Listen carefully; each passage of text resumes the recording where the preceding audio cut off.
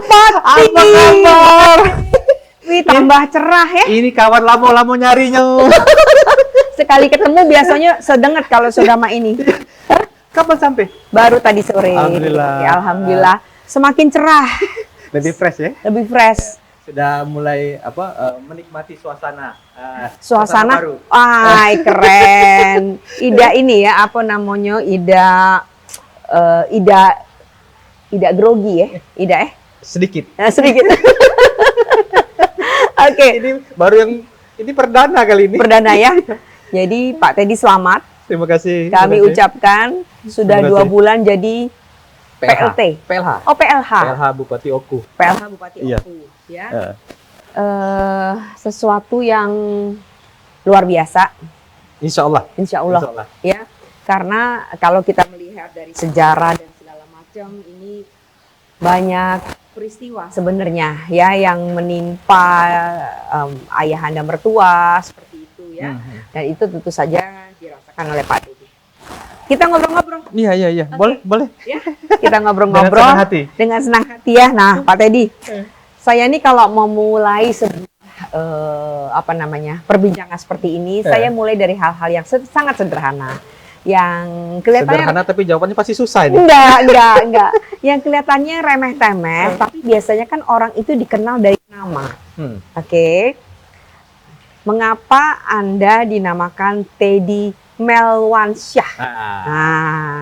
Ini dulu ada sedikit cerita. Ya. Jadi pada saat dilahirkan, terus orang tua memberi nama. Sebenarnya bukan nama Teddy Melwansyah, tapi Teddy Supriyadi. Teddy Supriyadi. Teddy Supriyadi. Ini Oke. belum pernah diungkapkan kemana-mana. Tapi berjalan kelas 3 SD. Pada saat itu sebenarnya Supriyadi nama ayah sebenarnya. Oh begitu. Ada nama waktu itu pahlawan peta. Peta zaman dulu Supriyadi betul. Sehingga saya waktu itu dibully Oh. oleh teman-teman sekolah. Teddy anaknya pahlawan Masuk. peta gitu kan. Oh gitu. Padahal terus- kan itu pahlawan. Iya, tapi kan nama anak-anak kan. Iya, kelas Anak-anak berapa kan itu? Kelas 3 SD. Oke. Kelas SD. Jadi pada saat itu melaporlah dengan ayah sama ibu waktu itu lebih dekat karena dengan ibu kan. Bu, bisa tidak diganti nama? Kenapa katanya? Nama ini sekarang nih. Tidak pokoknya ini ganti belakangnya. Jadi memang pure murni itu dari aku dan. Oh. Terus akhirnya dikasihlah nama ayah karena bulan Mei kelahiran. Iya. Eh, Udah ulang tahun belum ya? Sudah. Kecelek kita. Udah dapat rakit. Tidak ngeprank lagi. Nah, Oke. jadi pada saat itu digantilah Mei itu nama bulan kelahiran. Iya. Wansha itu kalau dulu kan identik kalau nama-nama anak sultan itu kan ada sah-sahnya gitu. Harap-harapan jadi anak sultan. Betul. Apa Jadi, menjadi sultanian? Nah, jadi akhirnya di rapot itu masih ada yang kalau kelas 1, kelas 2 itu masih tulisan Teddy Supriyadi. Oke. Tapi begitu kelas 3 sudah jadi berganti Teddy Melwansyah. Jadi ngerubah akte segala macam. Ngubah akte. Hingga sampai kelas 5, 6 seterusnya sudah Teddy Melwansyah. Oke. Jadi dengan nama itu ternyata sepertinya membawa keberuntungan. Amin, mudah-mudahan. Mudah-mudahan ya. Mudah-mudahan, amin. Oke. Nah, Pak Teddy ini lahir di mana? Berapa beradik? Kalau lahir memang kebetulan di Palembang. Karena pada saat itu tapi ayah asli dari Oku. Ayah asli dari Kabupaten Oku dan ibu Mana daerahnya? Dari kalau di sini ada desa namanya Desa Surau, itu di daerah Kecamatan Muarajaya. Oke. Kalau nyebutnya daerah Uluan ya. Ibu tapi dari Tanjung Inim. Oh, Tanjung jadi Inim, Muara Inim. campur ya? Ya, almarhum. Oke. Almarhum. Jadi waktu pada saat ayah bekerja itu pertama kali ayah kan bekerja di kantor Pemprov, kantor gubernur dulu. Zaman Pak Sainan. Oh, zaman Pak Sagiman. Sainan. Oke. Sainan Sagiman. Nah, jadi kami waktu itu ayah sama ibu stay di Palembang dan disitulah saya dilahirkan Oh, di oke. Palembang. Di Palembang tanggal 2 Mei tahun 77. Saya kebetulan anak pertama, anak paling tua. Adik ada 4, perempuan, laki-laki, perempuan. Perempuan-perempuan. Banyak perempuannya. Banyak perempuannya. Rata-rata semua lahir di Palembang. Oke. Cuma ada satu adik yang paling bungsu itu lahirnya di Batu Raja. Pada saat tahun sekitar 90-an awal, ayah pindah tugas ke Batu Raja ke Oku. Jadi balik lagi mengabdi ke daerah asal. Itu zamannya Pak Bupati kalau nggak salah Pak Mulkan Aziman. Oh iya, Mulkan ingat Pak Mulkan iya. Aziman, ingat. Oke. Cuman rasanya lama-lama pegel juga ya, tegak terus ya. Boleh dah aku diajak Boleh. duduk. Memang kita harus duduk ini kayaknya. nih. Jadi ini kita Apalagi buat jauh-jauh datang dari Palembang kan. iya capek. betul. Oke. Dan di depan kita Pak Teddy sudah tersaji kopi Tropicana Slim. Ada yang mereknya avocado. Avocado ini yang apa namanya hobi kita, Gitu ya. kegemaran kita avocado. Memang segala jenis ya yang berbuah avocado itu pasti aku seneng nih dan aku dari dulu memang penggemar avocado. Jangankan dalam bentuk makanan, bentuk souvenir pun pasti aku beli. Lucu ya. Ada cerita tentang avocado. Barangkali ya. Kecil seneng. Oh gitu. Sekarang kita coba. Oh iya. Oh iya, wajib ini. Wajib. Kita Wajib. tos dulu. Ini, Rasuklah lemak. oh emang enak. Ya, Enak. Kalau penggemar avocado wajib dicoba nih.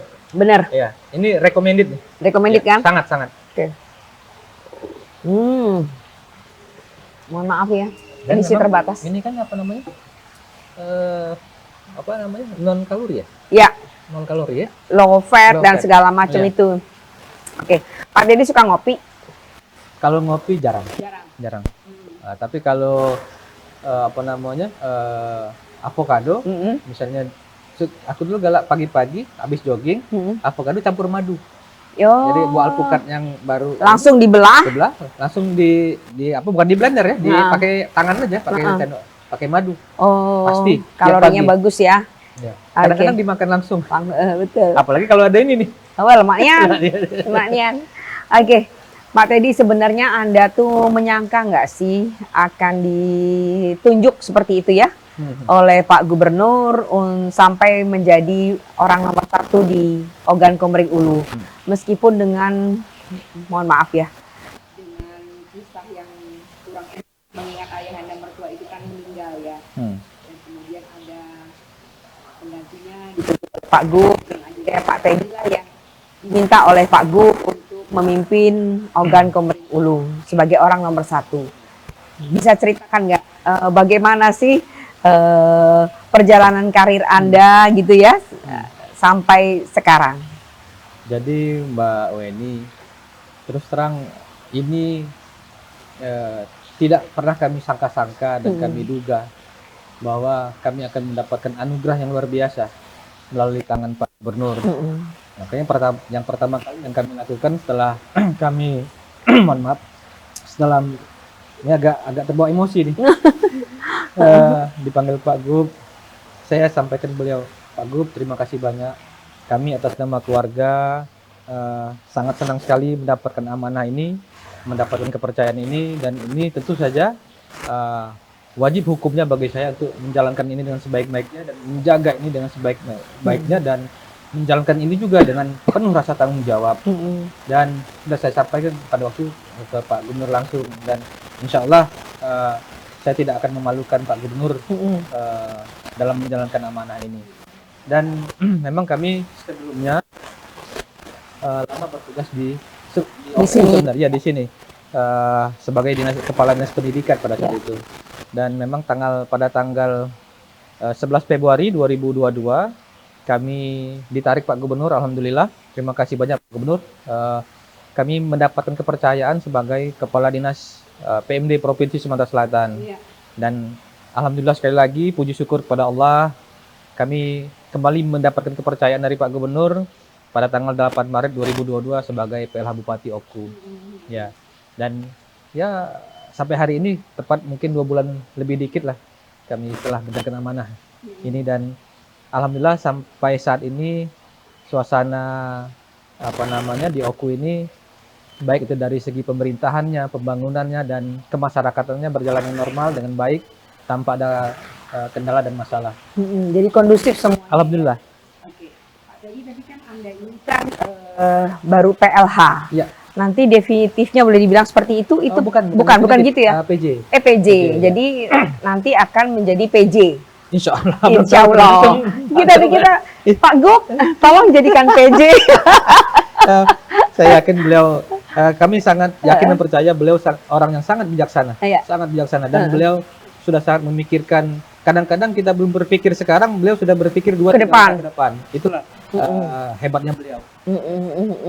Dan nanti andaikan Pak Teddy menjadi PJ seperti itu kan kita juga Anda terbatas pada sudah mau menjelang pilkada berikutnya, pilkada pemilu raya. Iya, ya kan ya? Serentak. Pilkada serentak Ya. pada bulan Oktober atau November? Oktober 2024. Oktober 2024. Jadi boleh dibilang ini sebentar ya, Ya. Pak Teddy ya. Ada nggak rencana kemudian untuk maju ke 2024? Ini pertanyaan langsung menohok nih. Ini langsung Soalnya ke Pak Teddy intinya ini. ke intinya. Soalnya Pak Teddy dari sekarang ya undangannya itu untuk menghadiri pernikahan misalkan Betul, seperti betul. itu sampai sehari bisa 6 dan sampai 7. sampai 7. Iya. Sehari bayangkan. Sehari. Jadi Ada sosialisasi sepertinya. perubahan yang mendasar itu. Sabtu Minggu sekarang tidak punya waktu lagi untuk keluarga. Tidak punya waktu lagi untuk keluarga. Kadang-kadang betul kata Mbak Weni tadi 6-7 undangan yang harus saya hadiri. Jadi mulai bergerak itu biasanya dari jam 9 pagi atau bahkan jam 8 pagi saya udah bergerak. Itu biasanya yang pertama saya hadiri adalah akad nikah. Akad nikah. Nah, kalau sudah akad nikah berarti resepsi nggak hadir lagi. Iya, kan? iya, Nah, setelah itu baru bergiliran mendatangi undangan resepsi. 6-7 itu pasti. Sabtu Minggu satu hari itu 6-7 undangan itu pasti. Jadi memang, tapi ini bukan dalam rangka sosialisasi. Ya, dan Tapi apa dong? Ini bagaimana kami ingin menghormati masyarakat yang mengundang dan pengen juga mendekatkan diri kepada masyarakat. Bahwa saya hadir di OKU ini bukan hanya untuk urusan pemerintahan saja, tapi kemasyarakatannya juga harus saya jalani. Balik pertanyaan Mbak Wen tadi mau dijawab nggak nih? Mau dong, itu yang ditunggu-tunggu. Jadi betul, kalau nanti 2024 kita akan melaksanakan pemilu raya, pilkada serentak ya, mulai dari pilpres, pileg itu bulan Februari, tapi kemudian untuk pilkada serentak gubernur, gubernur, bupati dan wali kota itu bulan Oktober kalau tidak salah 2024. Nah, apakah saya akan maju 2024? Ini saya cerita dulu ya. Memang pada tahun 2020 pada saat ayah mencalonkan diri menjadi bupati untuk periode kedua, almarhum Haji Kuryana Ajis, saya punya cita-cita, saya punya keinginan. Jadi bagaimana bisa nggak saya ke depan ini ingin melanjutkan cita-cita ayah? Saya lihat dari beberapa saudara yang ada di keluarga kami, memang kayaknya yang backgroundnya pemerintahan itu cuma saya, yang lainnya bukan pemerintahan kan. Nah itu betul. Jadi kalau kita punya list tujuan hidup, mungkin kita setiap orang punya kan, daftar tujuan hidup. Mau jadi apa, mau jadi apa. Pengen ini, mau jadi apa gitu kan. Nah, memang betul 2020 pada saat ayah mencalon itu ada. Saya punya keinginan untuk maju 2024. Saya harus meneruskan ayah gitu kan. Tapi setelah ayah meninggal Maret 2021, terus melalui perenungan ini hampir 3 bulan, terus saya sampaikan kepada istri pada saat itu, apa sih yang dikejar ini? Apa sih yang nak kita lakukan ke depan ini? Kayaknya mohon maaf ini agak lebih sifatnya agak spiritual ya. Apa yang dibawa kita setelah kita nggak ada lagi? Ada melalui perenungan itu kayaknya saya mulai tersadarkan bahwa sudahlah kita jalanin aja hidup ini. Jadi dengan diskusi panjang dengan keluarga, akhirnya dulu yang sempat jadi tujuan hidup bahwa akan maju di 2024 itu saya sudah coret.